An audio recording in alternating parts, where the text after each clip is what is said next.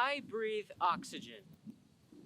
The oxygen that I breathe comes from this lovely atmosphere. But have you ever stopped to wonder, where does the oxygen that we breathe from this atmosphere come from? Well, I know the answer, and it comes from the magical process of photosynthesis.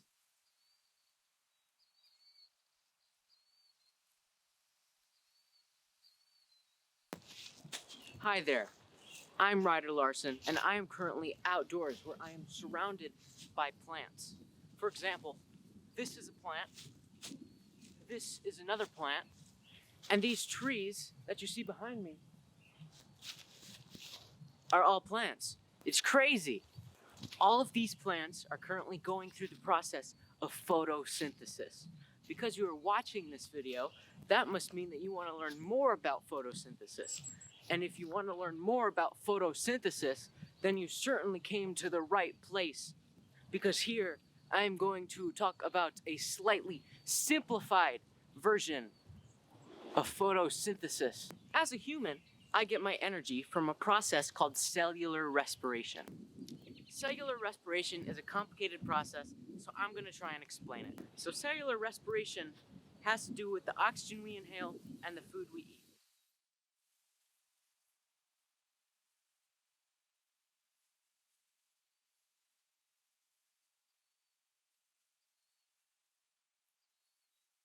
The equation for cellular respiration is C6H12O6 plus 6O2, which leads to 6CO2, 6H2O, and A2P.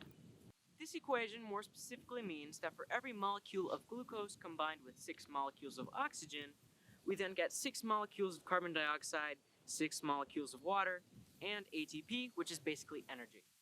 The molecules of oxygen and glucose are primarily what make the ATP, with carbon dioxide and water as the byproducts. The ATP ends up energizing us, and for the byproducts, the CO2 ends up being exhaled, and the water can be urinated. That was the complicated process of cellular respiration, and it's okay if you don't understand it, because all you really need to understand is that through cellular respiration, we humans get energy with the help of glucose we eat in our foods.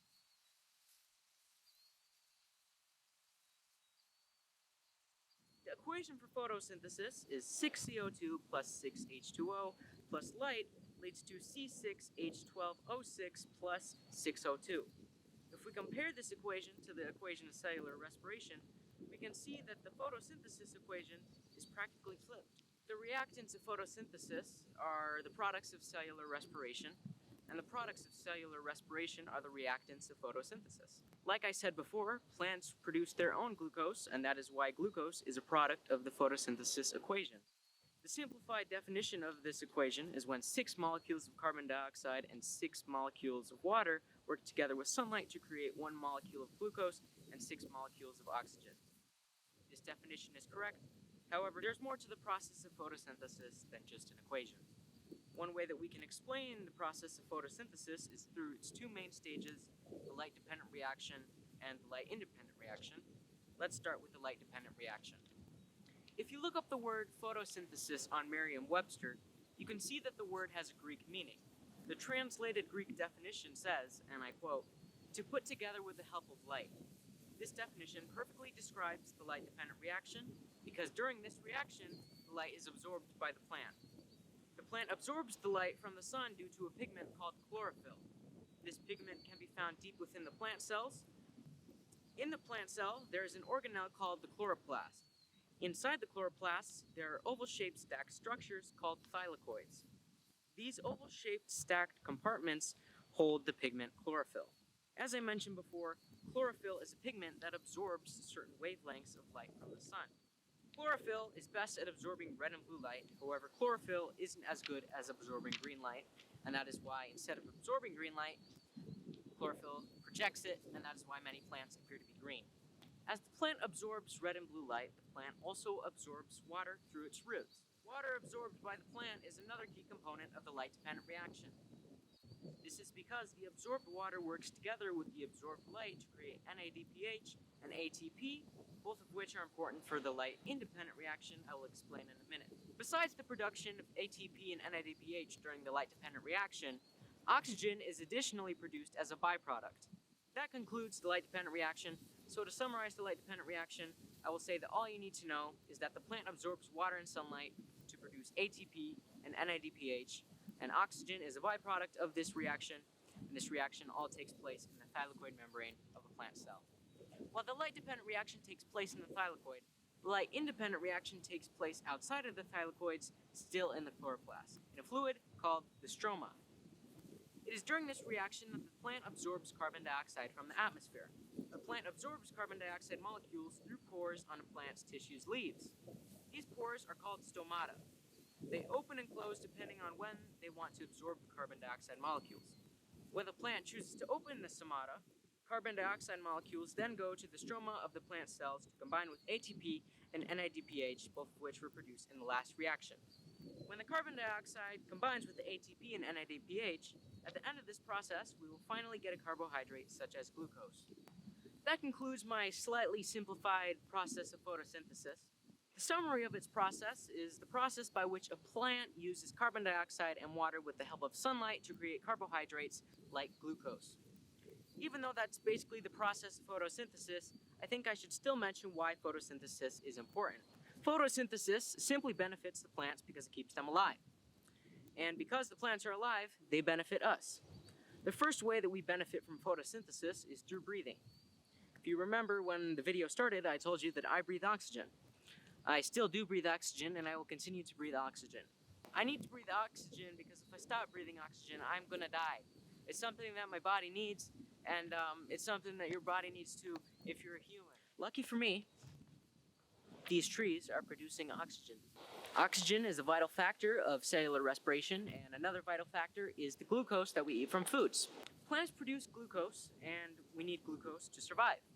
One way to put it is like this. After you take away the bread, cheese, lettuce, tomatoes, and mayonnaise, what have you got? That's right, it's Oscar Mayer Bologna, the sponsor of today's video. Nah, I'm just kidding. I didn't get paid. Nobody paid me. There's no sponsor. There's no sponsorship. But anyway, the point that I'm trying to make is that when you take meat, like Oscar Mayer Bologna, for example, this meat is provided by plants. So for example, besides bologna, let's just take a cow. Cows eat grass. We eat cow. Without the grass, we can't eat cow. Without grass, there is no cow. Without cow, there is no human, because grass is a plant, and plants are the base of all food chain. Yeah, if we didn't have plants, then animals wouldn't have plants to eat. And if we didn't have animals, then we wouldn't have the animals to eat. And so, plants are directly affecting us by giving us food. Plants are the producers, and we are the consumers. That means that plants produce energy and foods that we eventually eat. The main idea here is that plants provide life on this planet, and without photosynthesis, you'd be dead. As we continue into the future, we need to respect plants more. This could mean either continuing to grow more plants or slowing down chopping trees. Photosynthesis is one of the main ways to help reduce greenhouse gases in our atmosphere that are causing climate change. Climate change is a modern-day crisis that has already had many noticeable effects throughout the past few decades. If we don't find a solution to this problem, then we could end up facing severe consequences like sea level rise and increased temperatures. If we don't start doing things like planting trees and other crops, then we will reach a point where there would be irreversible damage. We already have seen some irreversible damage. However, if we continue to ignore this crisis, then we will eventually reach a point where our planet will... Photosynthesis is the answer.